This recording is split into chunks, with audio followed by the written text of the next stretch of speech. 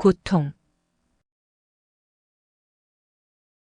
고통은 어디에서 오는 것일까? 처음에는 제일 원인만 존재했다. 제일 원인만 홀로 있었을 때는 고통이 따로 없었다. 제일 원인이 변하여 하나에서 둘 이상으로 나누어질 때부터 고통은 시작됐다. 즉, 각자가 자신의 존재를 자각하고 자신과 다른 것을 비교하고 구별하는 순간부터 고통은 발생했다. 어느 순간부터 크고 작음, 많고 적음, 높고 낮음, 좋고 나쁨, 맛있고 맛없음 등등 수많은 비교를 하게 된다. 이 비교의 결과 서로 다를 수밖에 없음을 인정하면 별다른 문제가 없다. 그러나 비교는 시기와 질투, 차별과 욕심 등을 불러오기 쉽다. 모든 것과 하나인 본래의 나를 잊어버렸기 때문이다. 그리고 나의 역할에 너무 몰입한 나머지 일시적인 나에게 지나치게 집착하는 것이다. 조만간 나와 모든 것은 섞였다가 나누어지고 합쳐졌다가 분할되기도 한다. 나와 모든 것의 경계가 흐려지고 마침내 없어지기도 한다. 그럼에도 불구하고 나의 존재에 대해 지나치게 집착하는 것이다. 그래서 나에게 이익이 되거나 좋은 것에 강한 집착이 생긴다. 또한 나에게 해를 끼치거나 위협이 되면 분노하며 증오하고 투쟁하게 된다. 당연히 욕심과 어리석음이 크면 클수록 더 큰 고통이 밀려온다. 특히 이 욕심은 아무리 채워도 채울 수가 없다. 욕심은 영원히 채워질 수 없는 것을 갈구하고 있기 때문이다. 욕심이 과해지면 상대는 물론 나를 해치고 주변의 모두를 힘들게 한다. 이처럼 욕심과 어리석음에서 벗어나지 못하는 한 고통의 수레바퀴에서 빠져나오지 못한다. 한편 모든 것과 나는 하나이므로 욕심의 대상 또한 나와 하나다. 나를 스스로 갈구하다 나를 스스로 해치며 괴롭히는 것이다.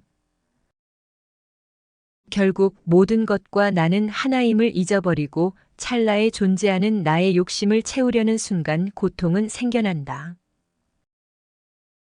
아무 의미도 없이 세상에 존재하는 것은 없다. 고통 또한 예외가 아니다. 그러므로 고통이 발생하는 또 다른 이유가 있을 것이다. 고통도 행복과 마찬가지로 자신의 역할이 있다.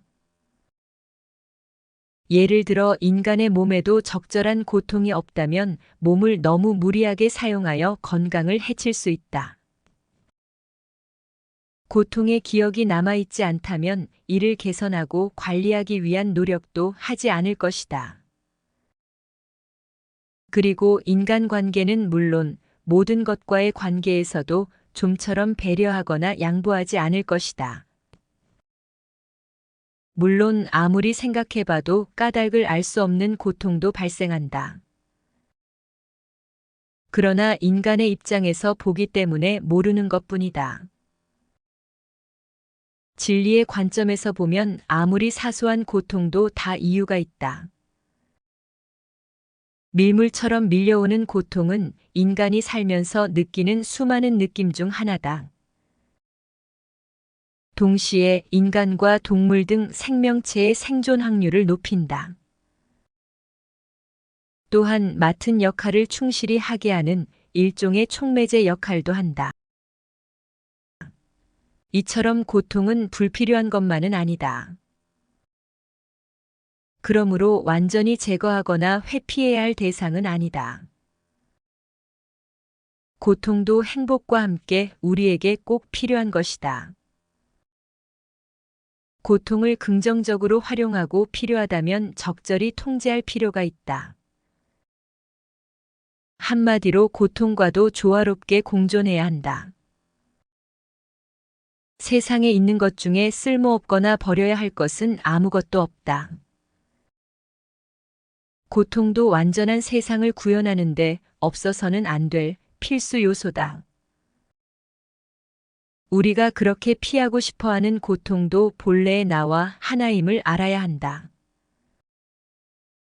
고통이 무섭다고 회피하는 것은 연극, 무대에 올라온 연기자가 자기 배역이 힘들다고 공연하지 않으려 하는 것과 같다. 그러나 극단적인 고통이 밀려와서 도저히 견디기 힘들다면 현명한 사람들이나 전문가의 도움을 요청하자. 마음가짐에 문제가 있다면 진리를 탐구하고 수행하면 고통 해소에 큰 도움이 된다. 성현의 말씀을 배우고 익혀도 좋고 훌륭한 스승의 가르침을 받아도 좋다. 진리 탐구를 하다 보면 어느 순간 마음의 평화가 찾아올 것이다. 물론 인간의 육신을 지닌 채 진리를 이해한다 해도 완전한 고통의 해결은 쉽지 않을 것이다. 이해는 하더라도 현실적으로 생각과 말과 행동으로 실천하기가 너무나 힘들기 때문이다. 이처럼 고통은 적절한 통제와 관리의 대상이지 완전히 제거할 수 있는 것은 아니다. 마침내 깨달음에 이른다면 고통의 원리는 이해가 될 것이다. 그렇다고 해도 고통이 어느 정도 줄어들지언정 완전히 사라지지는 않는다. 고통 또한 모든 것과 하나이므로 완전히 제거할 수는 없다.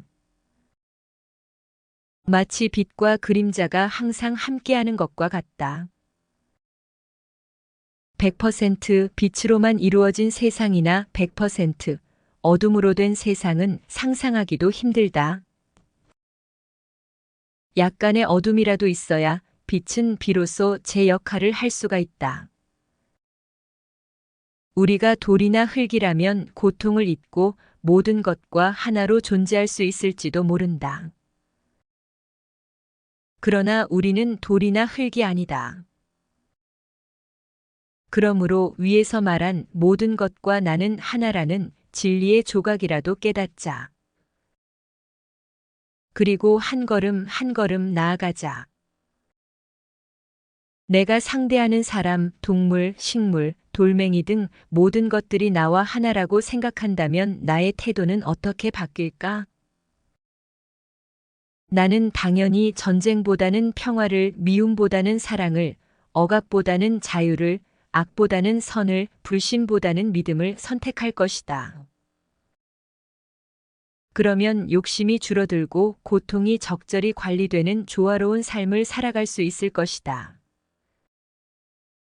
아이스크림과 관련된 다음 예를 통해 고통에 대해 다시 한번 생각해 보자. 어떤 사람에게 다음 세 가지 중에서 어느 것을 말해주면 좋을까? 세 가지 아이스크림 이야기 중에서 마음에 드는 답이 없다면 자신만의 답을 만들어 보자. 첫 번째 이야기. 이 아이스크림은 먹고 나면 세상에서 영원히 사라진다. 또 먹고 싶어도 먹지 못한다. 먹을 때는 맛있지만 그 맛을 영원히 누릴 수는 없다. 다시 먹고 싶어도 못 먹을 때는 아쉽고 심할 경우 고통스러울 수도 있다. 만약 아이스크림이 많으면 마음껏 먹을 수 있다. 그런데 먹으면 먹을수록 살이 찐다. 시간이 지나면 성인병에 걸려 고통을 받게 될 것이다. 그러므로 아이스크림은 그 자체가 고통이다. 따라서 아이스크림에 집착하지 마라. 아이스크림을 먹고 싶다는 어리석은 욕심은 버려라.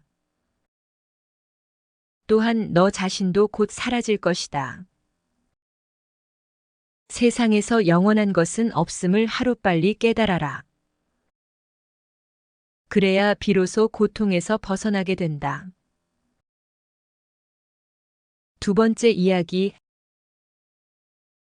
아이스크림이 생기면 일단 먹어보고 그 달콤한 맛을 느껴보자. 그리고 그 달콤함이 주는 행복한 느낌을 즐겨라. 친구나 가족과 같이 먹으면 함께하는 즐거움이 얼마나 큰지 알게 될 것이다. 이 아이스크림을 통해 삶의 즐거움과 행복을 충분히 느끼고 만끽하자. 그러나 너무 지나치게 먹으면 배가 아프고 살이 찔 수 있다.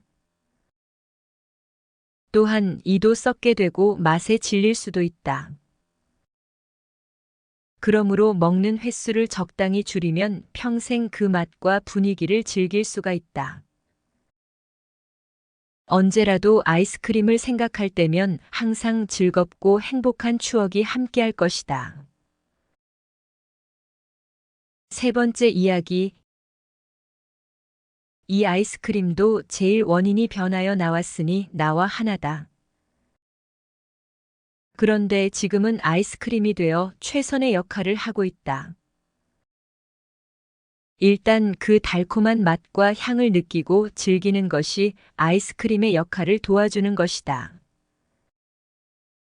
친구나 가족들도 나와 하나지만 지금은 모두 자기 역할을 충실히 하고 있다. 그들과 아이스크림을 즐기는 행복한 추억을 공유하자. 아이스크림의 역할은 달콤한 맛과 향에도 있지만 배를 아프게 하거나 이를 썩게 하거나 살을 찌게 하는 역할도 동시에 한다. 따라서 아이스크림을 지나치게 먹어서는 안 된다. 아무리 좋은 것이라도 적당해야 한다. 나와 하나인 아이스크림이 역할을 적절히 잘하도록 도와주어야 한다. 이런 마음으로 살아간다면 아이스크림은 물론 모두가 만족하고 행복하게 살아갈 수 있을 것이다. 끝까지 시청해 주셔서 정말 감사합니다.